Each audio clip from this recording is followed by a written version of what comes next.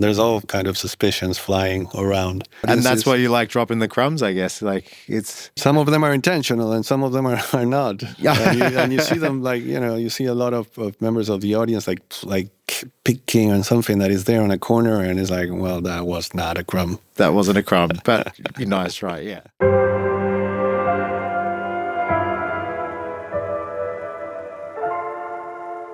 Welcome to the Warner Brothers Lot. I'm Jonathon Buckley, and this is A Lot More. I'm guessing if you found yourself here that you're probably a big fan of It. Welcome to Derry. Episode 4 aired last night, and we're very lucky to be sitting down with the creative genius brother and sister team of Andy and Barbara Muschietti. I've been thoroughly looking forward to this. I don't know if that's a proper sentence, but I've been very much looking forward to sitting down with both of you. Thank you so much for joining me today, Andy and Barbara. Thank you, Jonathan. Thank you for inviting. I can only imagine the amount of work that it's taken both of you to get to this point where we are now with episode 4 ending last night on It. Welcome to Derry. This has been part of your lives for how long now? Well, I mean, since we were 15 and 14, really. So just a few years ago. Just a little while. Unless you're talking about the show. I just mean the world of It. We read the book when we were very young. Andy was 14, I was 15, and it marked... Were you sharing the same book? Yeah. Yeah? He read it first and passed it on. And passed it on. Did you just say, got to read this? This is cool? The books were very frequent at home. And, it was like less stimulation back in the days. So there was only a determinate amount of books and shows and movies that you could watch, I mean, our love for horror movies started when we were like even younger than that. It was before VHS. That tells us how old we are. Before VHS, you had access. Before we got our hands on VHS. Yeah. We grew up in Argentina where in those days technology would come a little later. I was just having this conversation today. I'm from Tasmania and, really? Southern Hemisphere, Yes. Things sort of trickle down a little slower. Slowly. Yeah, a little slower. We had color TV came in 1981, is that right? 1980 in Argentina, but I think we had our first color TV in 83. Okay. Very relevant to the conversation. But No, but I like this. But how many channels did you have as a child? Like 4. 4 channels? That's generous. Oh, generous. Yeah, we had 2 for a while. With Then we got to Tasmania. 4, and it's just a similar sort of thing. So you were fascinated with horror. Was that out of a curiosity and a fascination, or were you scared of horror, and that's what got you into it? I think we were exposed accidentally to horror through TV. There was this TV show every Saturday night. It was a TV program that showcased a big range of horror movies. Every Saturday, one movie. Introduced and hosted by this very big actor, Spanish actor, actually, who lived in Argentina, who had a career of playing a lot of characters in the horror genre. He was, we would say, the Vincent Price of Argentina. Okay. That's somber look on purpose. And Spanish, but half of his career he did in Argentina. Narciso Ibáñez Menta, to anyone who is interested in this character, probably the Vincent Price of the Hispanic world. Yeah. Did you, at that point, start to realize, like, this is something that I'd like to do? Did you pick up a video camera at home? Did you have access to a video camera? what video camera? Yeah, well, it's again, the technology was slim back in the day. That happened a little later. Video came yes. later, but when we were 6, it was pure like I drew a lot. So Yes. my way of responding to all this horror stimulation was drawing. And we were, by the way, this TV show we started watching when we were like 6 and 7. We were really young. And also like inflamed our devotion for movies and going to the movies. Yeah. So we were always pushing. Apart that our parents were very, very fond of going to the movies. We were always like pushing to go to movies, and that's how we convinced our parents to go take us to movies that were like for us very important, like Black Stallion. Yeah. Star Wars. Well, Star Wars, of course, but Close Encounters. Clash of the Titans and many more. I find it fascinating anytime I come across people like yourselves that have come such a long way from home and found yourself at the top of your game right now. I mean, you've made such a splash on the industry here. people speak so highly of you, and just even around this building, and we've had the pleasure of interviewing some of your cast, and they speak so warmly of both of you. I'm always fascinated about how you've managed to traverse this, not only distance, but this wild industry that is incredibly hard to not only get into, but once you're in, to sort of make your way. Was it planned? Did it happen by accident? Was it luck? Both. Yep. I mean, luck is a definite. You don't get where we are without luck. But it's also constant work, nonstop work, and keeping your head down and just continuing to work and never stop being amazed. Our office is here in the lot, and we were just walking here, and we went past the streets, and they're prepping something. New York streets. Yeah, New York streets, and they're like, I can't believe we work here. And every morning, I have this thing. I come in through gate 4, and every morning I take a picture of the water tank. Yeah. Because I love to see, how it changes with the weather. And you ended up on the water tank, which was, they don't change the water tank for anybody. And you had it on the water tank. And they did it for real, because sometimes they do like the Hello Kitty, they added a little digital ribbon, but for us they did it for real. It really They changed. did it for it too as well. It too. Yeah, so they've changed it twice for us. So it's pretty I don't cool. know. It's kind of pinch me type stuff. Yeah. But it wasn't planned. To your question of when did we plan this or anything, we wanted to make movies, and from very early age, and our paths were marked by that desire. We did spend a lot of time doing commercials. Did you? Yes. Well, you Probably learn a lot. Commercials are intense. It was our school, because when it got time to make our first movie, which was Mama, Andy as a director had about 600 days of directing experience, and that is huge. Most, feature directors that go straight into the business have done a couple shorts, maybe a little TV, but it's rare that you get as much experience. So it's a lot of the training. It was great training. I don't regret all those years of commercials. If you ask me, I would have stopped. Now, in hindsight, I should have stopped a couple of years before we decided to. But, things happen when they have to. And on our short that sort of changed our path was Mama. And we were actually shooting a commercial in a location that when I saw it, I said, this is exactly the house where Mama happens. Mama was an idea of mine that had been in my head. And I talked to my sister about for a few months, I think. And when we were there shooting like a Fruit of the Loom commercial or something. No, it was a T-Mobile. T-Mobile. Yes. Big clients. They're big clients. Well, after 15 years of doing it, you get either you. Anyway, so by chance we were there, and it's like, okay, so we can shoot it here. And Barbie talked to the house owner, and she said, well, I can let you film there, but we're tearing the house in a month. We're tearing it down, so you better hurry up. And that sort of put us in gear. We did the short. Our parents did the catering. Yeah, it was like really? Put it was a family effort. Our own money in it for an independently financed thing. Yeah. It was a lot of money from our pockets. Well, it was we shot it in film. We shot it in film. That's with a expensive. Full crew, and also with a lot of friends, like favors from my friends. I mean, it's the old story with shorts. That was the short that would spin us into making movies. It took us probably 2 years to post. Yeah. We presented it at Sitges, a very famous horror film festival, probably the biggest in Europe. And then we started getting calls.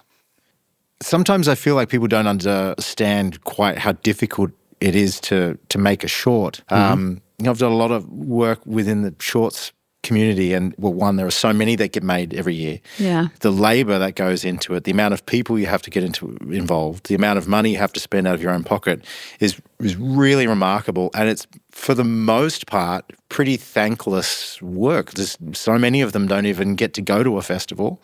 And even if they do and they even win a festival, they don't really get to go forward to the next step. But Mama did, which is that's the reason why we always like every time that we talk to film students or people who are like trying to find their the stride, we're like, if you're gonna do a short, make it with a purpose. This could be the key for making a feature film, to get your feature film financed.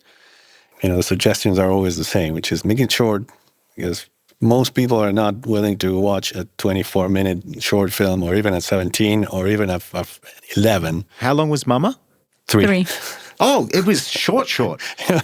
It was very short, and the impact that you see in the film happens very fast, and the enigma is stronger, because like, wait, how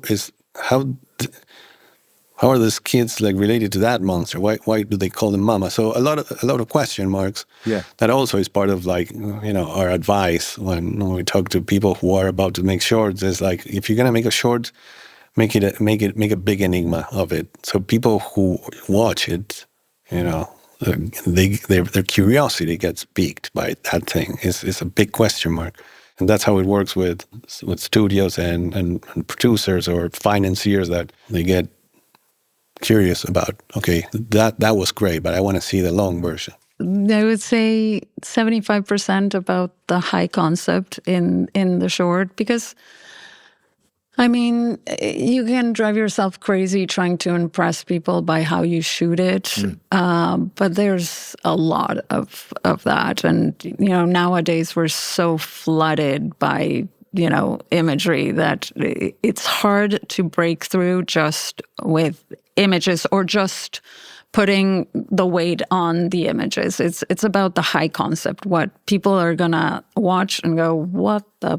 Yeah. I want to know more. Yeah. That's the thing. But to your bigger question, which is like, did we ever plan this? After Mama, all we wanted was to make a movie, a feature film, because that was our dream from like years before. So we were children. We were going to do it in Spain. Right. Barbie started putting the pieces together in terms of co-production, started talking to networks and TV channels and the film commission, et cetera. So we were going to do it in Spanish. And one day we got a call from Guillermo del Toro. Wow. He was already like a big hero for me, filmically, cinematically. I hadn't met him before, but he was like big, important person, artist. So it was a thrill. And he called us and said, I watched the film. I really like it. I want to help you produce it. But he gave us 2 choices, and he is so funny. The guy, he can say the most beautiful or the most terrible things, but he will say it in such a beautiful way that you're like, it's always a great lesson. Right away on the call, he said, "Well, guys, I will help you make this movie in whatever form you want to make it. You can make it in Spanish for $2 million." Dollars, and I'll help you, or you can make it in English for 20 million. You decide. But if you make it in Spanish for 2 million, you'll be very sore when somebody does the remake in English for 20 million. Yeah. There is where luck starts, helping. First Guillermo saw it, then both Andy and I spoke English, so it made this transition into making our first movie in English with what was considered a crazy budget, because a first film for, living in Europe. Yeah. We were living in Europe for 20 million was unheard of. We didn't think it twice. We just kept on going. And Guillermo gave us another great piece of advice, is pick your battles and start spending money. When he said start spending money, he meant the studio's money, right? Just start, shoot tests, go find locations, keep engaging them in the process. Don't stop. He was very, very busy at that point with 2 projects. He had Mountains of Madness, which ended up not happening, and he went straight onto Pacific Rim. That's how we ended up in Canada, because he was shooting Pacific Rim in Canada. Yeah, we're literally next door. In the same stage. We had one stages. stage, and Guillermo had like 9. six. 9. Yeah. He had 9 stages. 9. We had one Pinewood. Yeah, It's a great sound stages in in Toronto. But it was funny because we were like the We were the little the poor cousins. kids. And he would appear every once in a while and, hola, cabrón.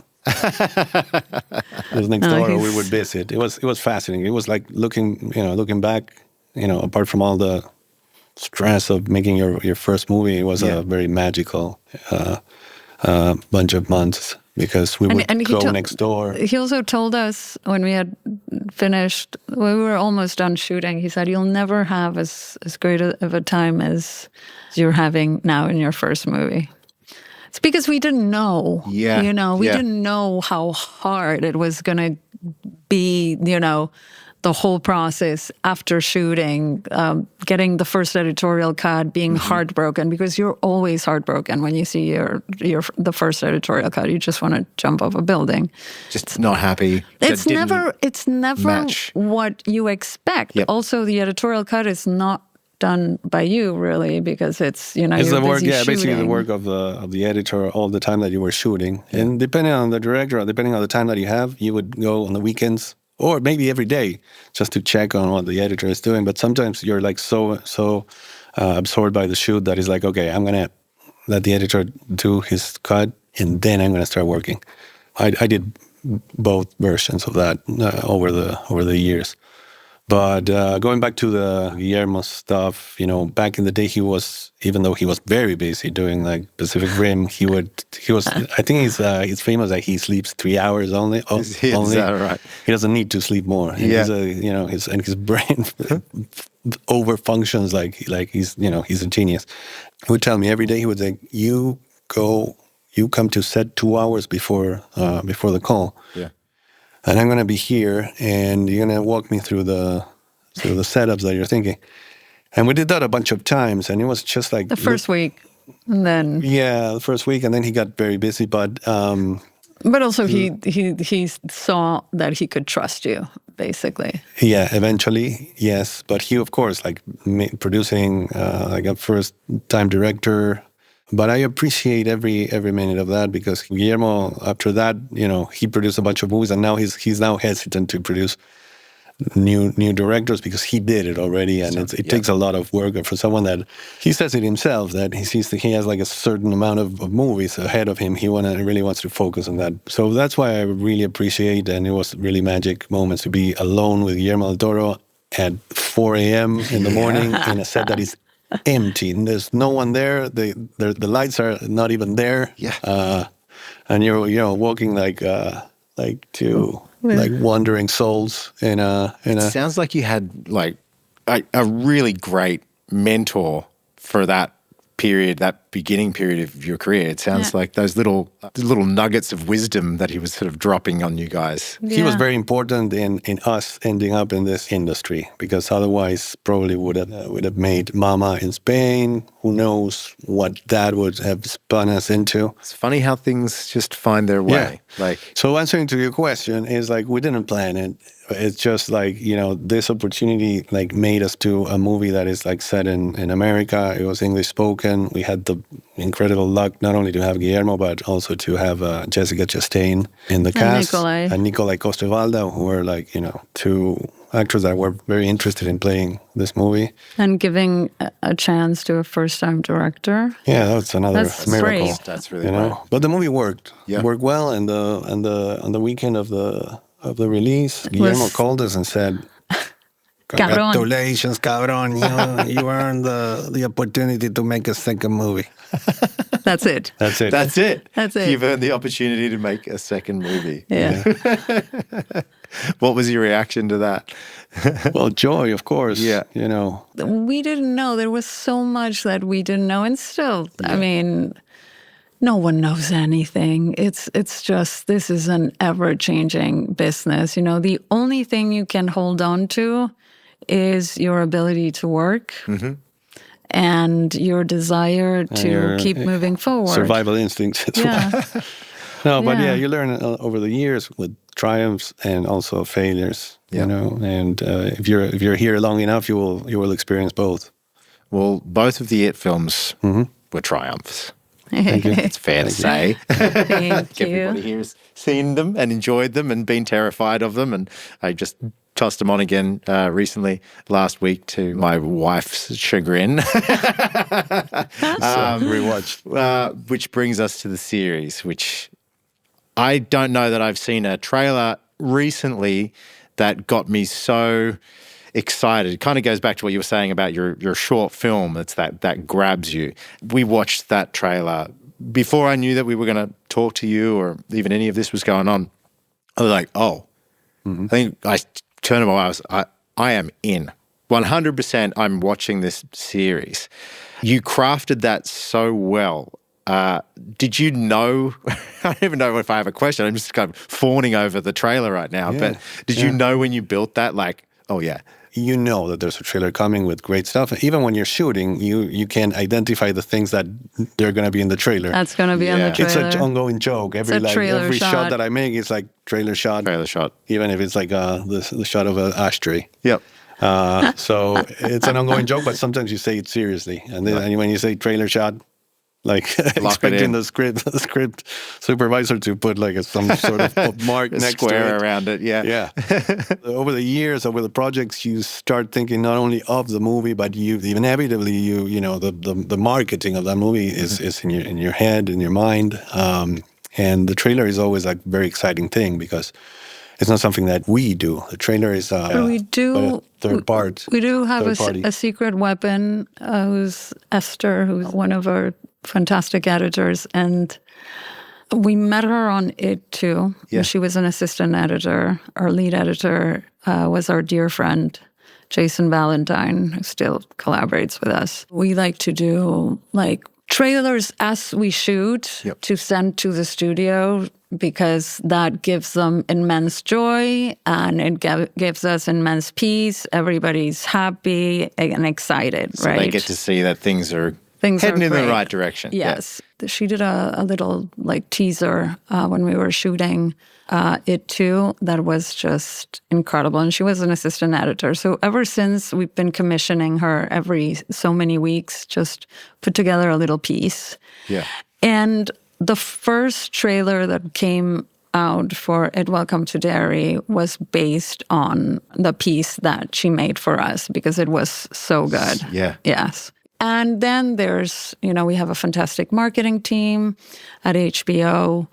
And there's, amazing houses like Buddha Jones and many others that, that do teasers. And we get to pick which one we love the most. Yeah, and there's feedback, of course, but it's very rewarding when there's a third party vendor that does the trailer for you. It's great because they're seeing all the material with fresh eyes. Yeah. All the series, and so they have a different eye on it, and they return things, and then you make notes, of course, but very often they blow your minds with the proposal. And the truth is that there's nothing in the trailer that you didn't do. Yeah. Yeah. Because you did it before, and given that it's like 8 episodes, there's so much material. Yeah. So it's hard to fathom when you're making it that you're giving these guys so much to work with. And it's a tough job, right? It's a tough job. But if you get someone good, like, was it Esther, did you say? Like, Esther is great. Mm-hmm. They can work magic with And the it thing with sometimes. Esther is because she's editing, actually, or so she knows the material so well. Yeah. Yeah, and But also she has very an exciting. eye. It's a special skill. Oh, yeah. Yeah, but she's an enthusiast. She does it because she's very passionate about it. Yeah. And she's young and full of energy. Yeah. As well, and talent. So you've gone from 2 movies to a series. Yes. Was that a hard transition? Was it like, did it make sense? You're like, if there's too much story here to tell, we need at least 8 hours. Yeah, it was fueled by madness, by sheer madness now that I look back at it. The idea of making it serious. Yeah. Well, I guess that, we started having conversations with me and Bill Skarsgård as we were finishing It too about the origins of Pennywise.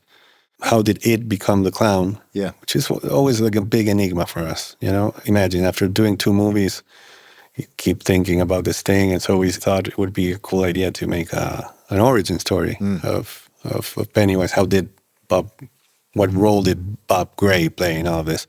Robert Gray being this cryptic character created by Stephen King. Yep. everything is cryptic in the book, you know? Yeah. The interludes and everything is like pieces of a puzzle that is unfinished intentionally. That's how it started. And months later, when we were all like doing our stuff, you know, Bill went on to make his movies, and we were like working probably in The Flash. I went back to the book and I realized that there's so much more to uncover, so much more enigmas and question marks and, you know, pieces of the puzzle that are unfinished. So I thought maybe we should do this as a TV And it show. was, sorry to interrupt, it was the pandemic. We had to push The Flash 6 months because of the pandemic. And that's when Andy said, let's go for this. And that's when we sold it. We sold it in like May of 2020, around there, to Warner Brothers, who bought it on, you know, during the pitch, basically. Did Stephen King have anything to do with it at this point? No, So we don't. We would never, you know, that's the first call. Yep. You know, the first call is Steve, and, you know, would you like us to do this? And I pitched him the idea to tell the story backwards. Yeah. And he reacted really well to that. There is a reason why it's backwards, which we cannot discuss. That was at all going to be my because- next question. I was Well, like, it's the big secret. Gotcha. It's one of the big secrets in the bigger arc of this story that will be told in ideally 3 seasons. okay. And why are we telling the story backwards? At some point, people will start to recognize why we're telling it backwards. Probably at the end of this season, there's a little hint. No, I'm curious because you can just tell just from watching these first 4 episodes, there is a lot of story to tell here. There is a lot of moving parts, and, you know, it's a lot to take in, which excites me because we have that breathing room to really try and get to these deeper parts of the story. So we're headed back in time, and we'll find out as it unfolds. That's the and answer. Yes. it's fascinating. I think, you know, since we did it too, the algorithms have gone so good that I open my feed on Instagram, immediately I get 1,000 theories from fans, which is fascinating. Some are completely wrong, but they're fascinating. Some are close to right. I was going to ask, because sometimes the fans can pick it and it's impossible, for them to have picked it. But some people are getting it. Well, they're getting it. We do. Andy loves leaving crumbs out there. Okay. So it's like, and a lot of people are devoted to the book.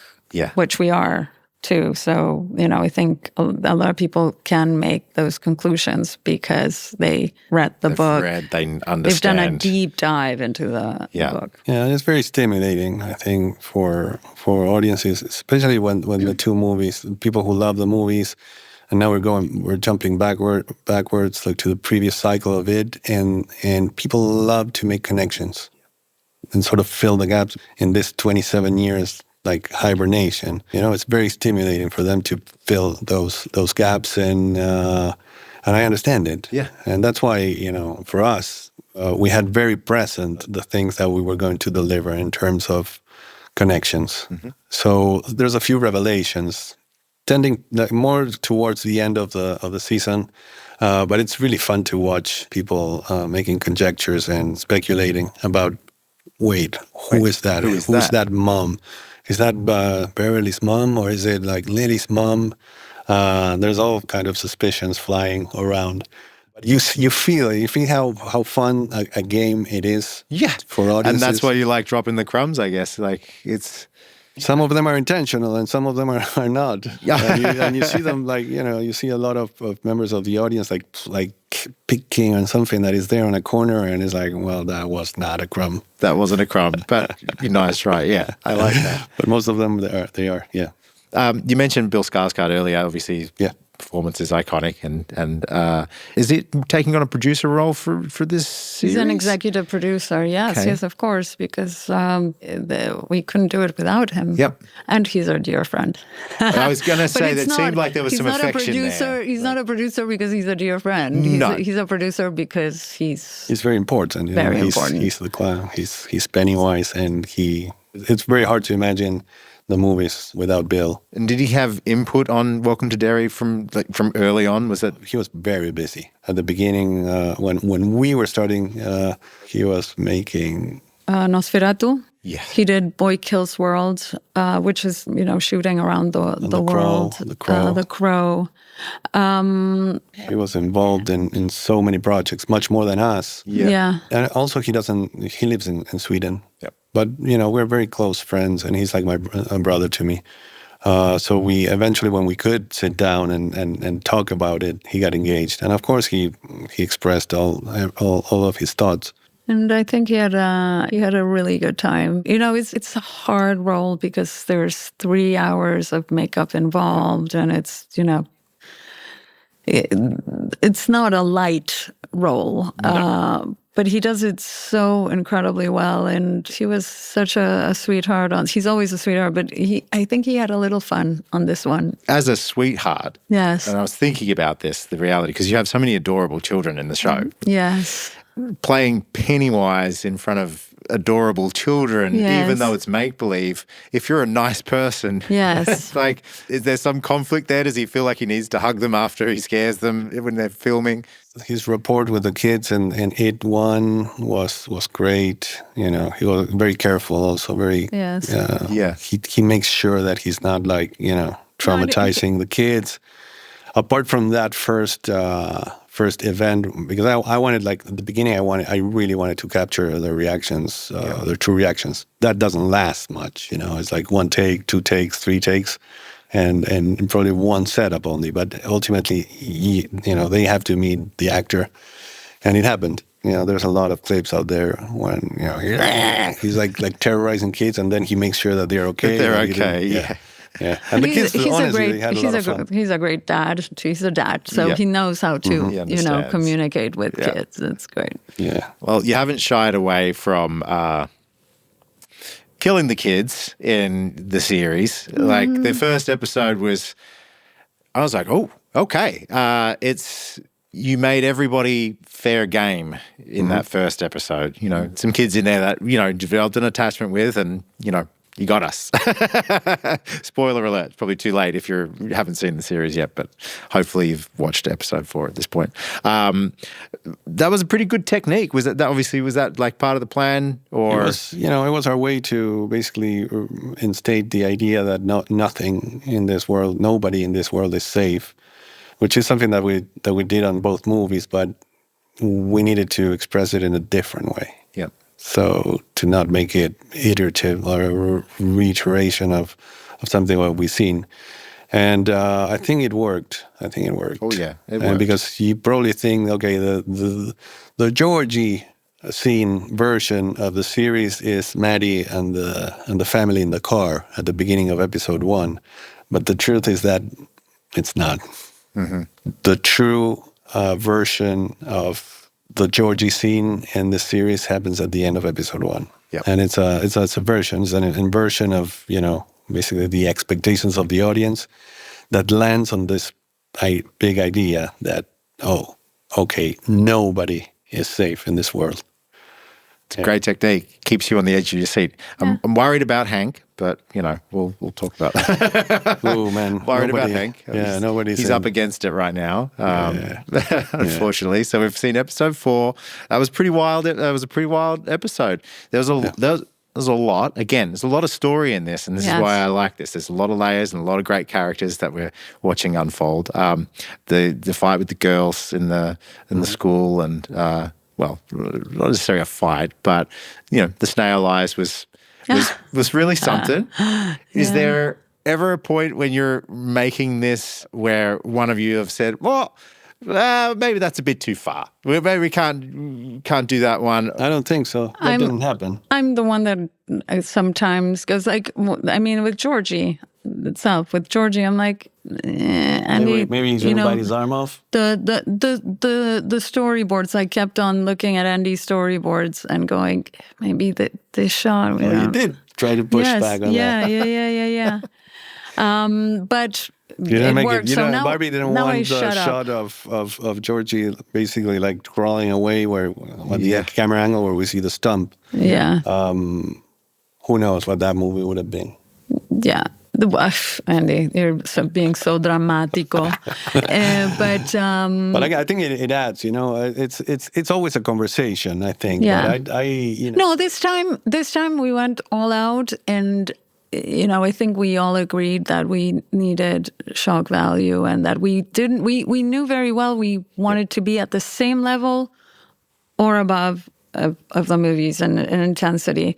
We went in saying, well, let the studio stop us. If anybody will stop us, we'll get to that conversation when the studio says something. It's the old saying, it's easier to ask for forgiveness than to ask for permission. Exactly. So we would shoot it. We went in to shoot episode 1, the car scene, and we sent it in on Friday, and all weekend I'm like, I'm going to get a call any minute now. I'm going to get a call.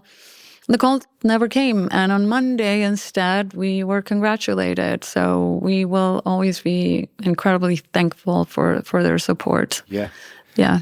Do you think some of that's got to do with the fact that I just feel like the genre of horror has come back? We even do this thing at home called Scary Movie October, and it's just literally like I just try and get the worst movies. My poor wife, I'm getting the worst movie I can to show her. Here's another one, and it's become a real thing with her and her friends. Like you get around to this time of year, fall, people are into it, and it's getting bums on seats in cinemas, I think, and some that have gone way too far with the genre are getting big numbers on seats.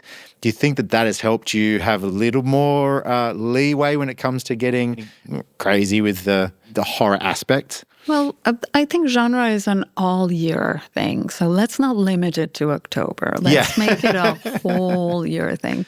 It's very cathartic. Yeah. It's cathartic. We go to the movies and we see TV to escape, to relax, and it works.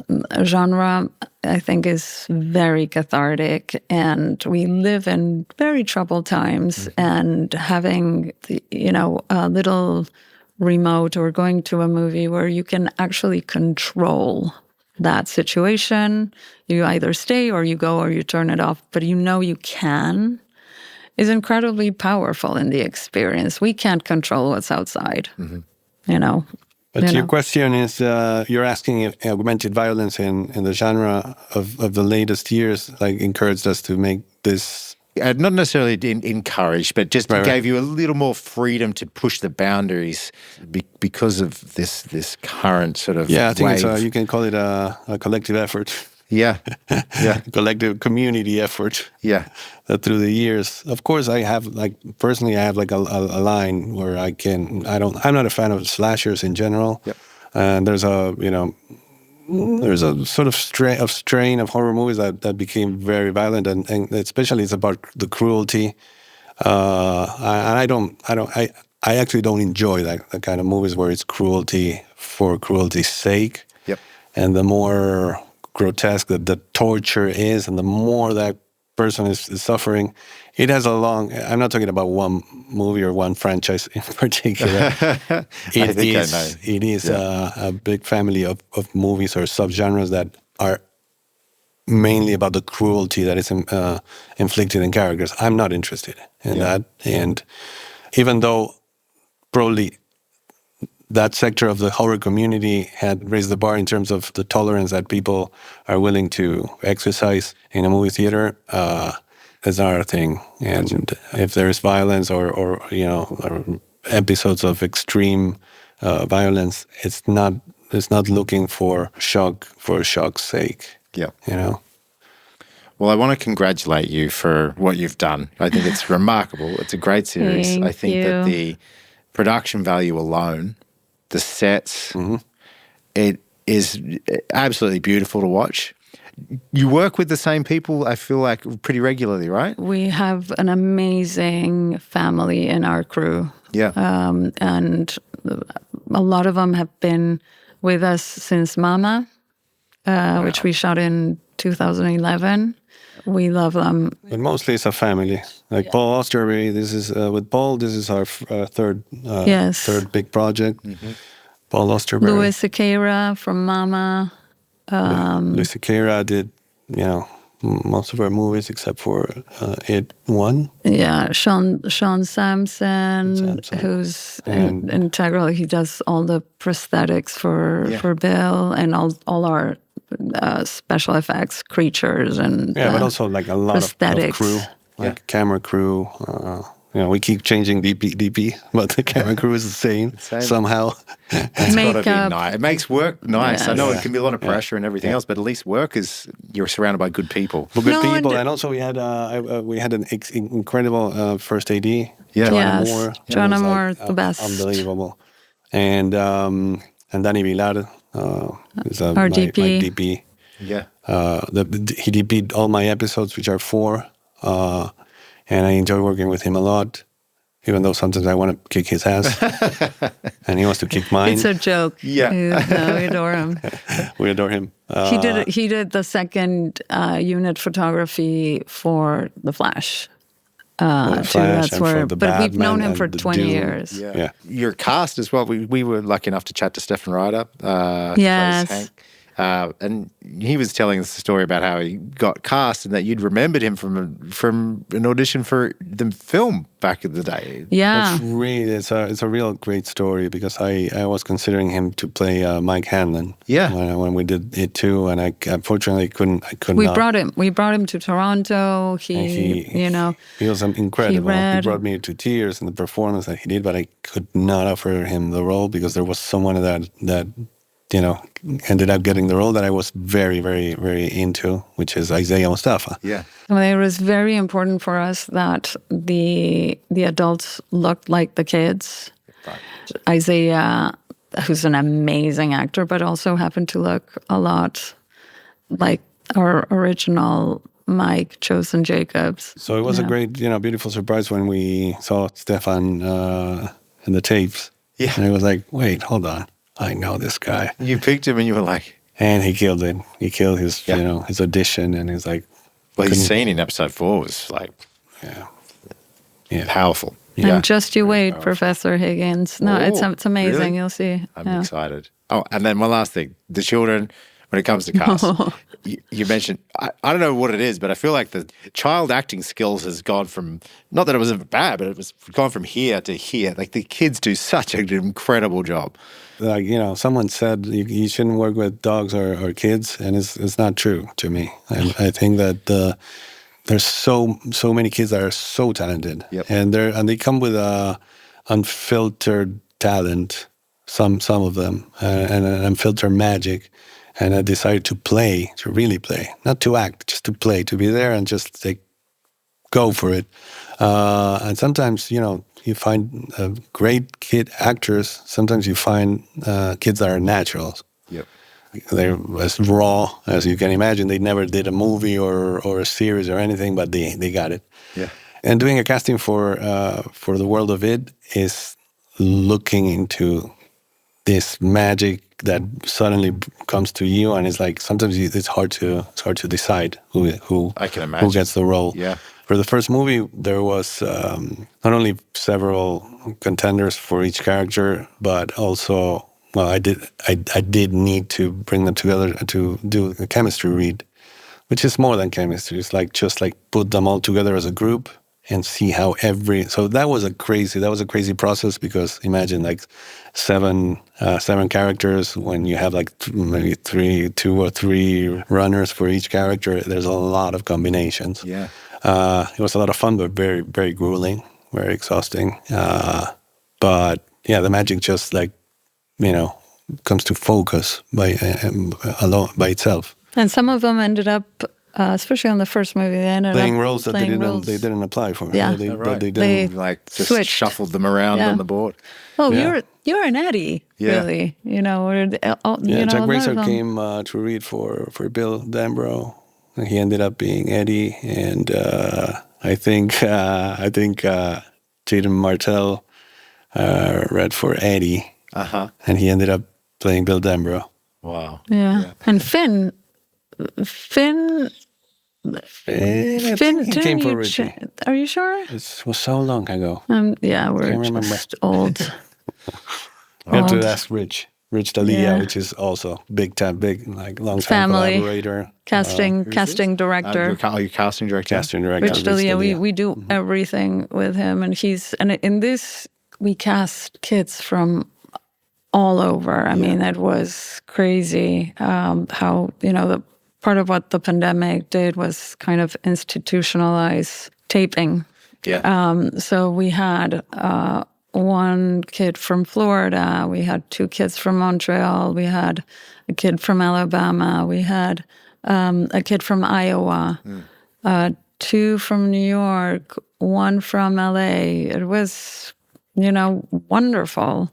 Yeah, it's funny because you would think that all the child actors live in LA or in New York. And the truth is that they're everywhere. They're all over. They're all over. Yeah. How does it feel knowing that you've really had such a huge impact on these kids' lives? I mean, it was really something.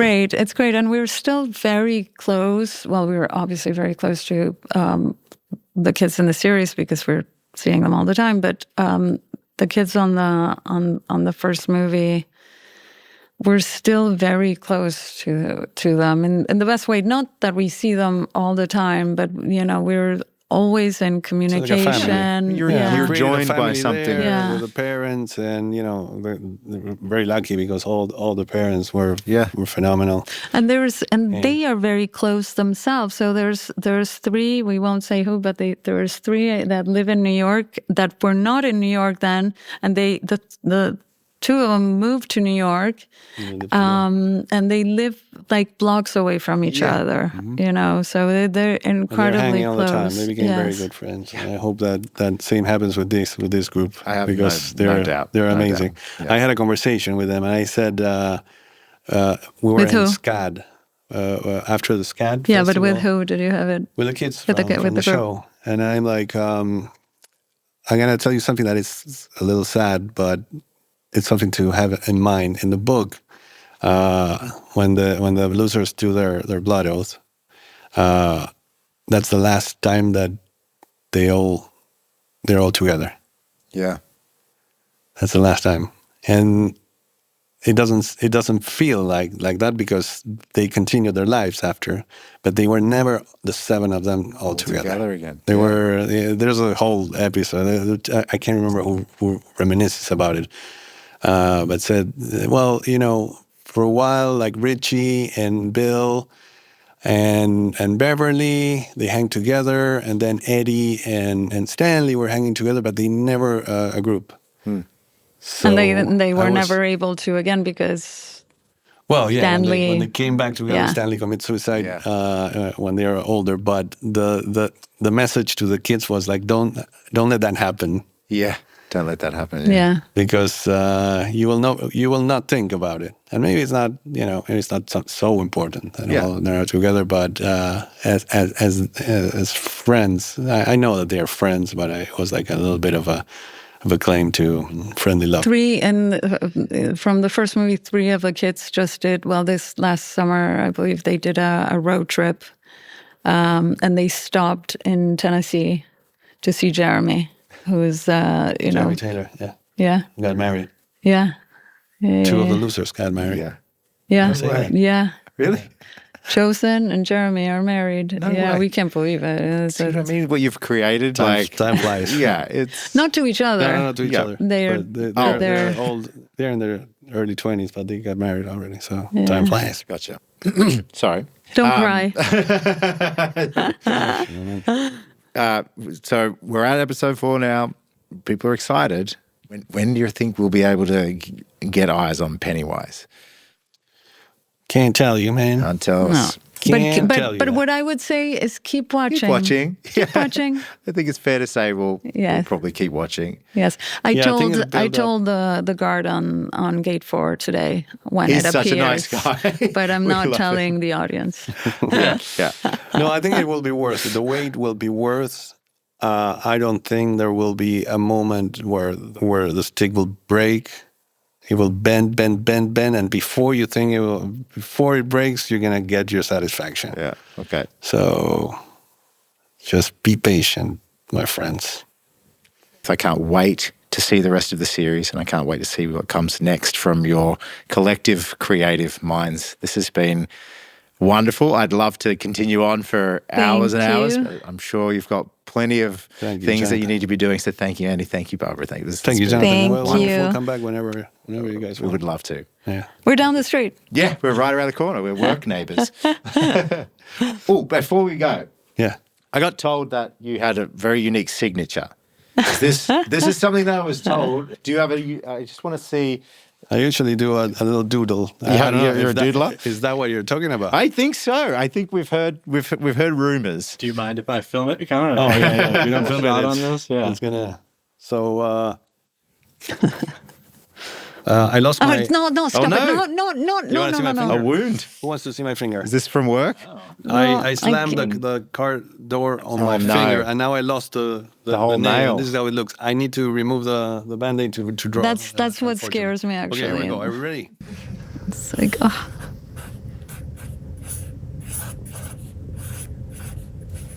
It looks like Homer when you start. when it but, starts off.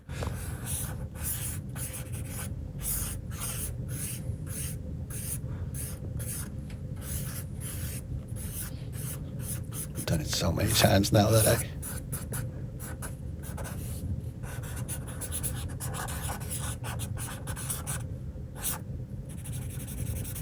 I don't know if this is what you meant when you said Pretty signature. sure it is.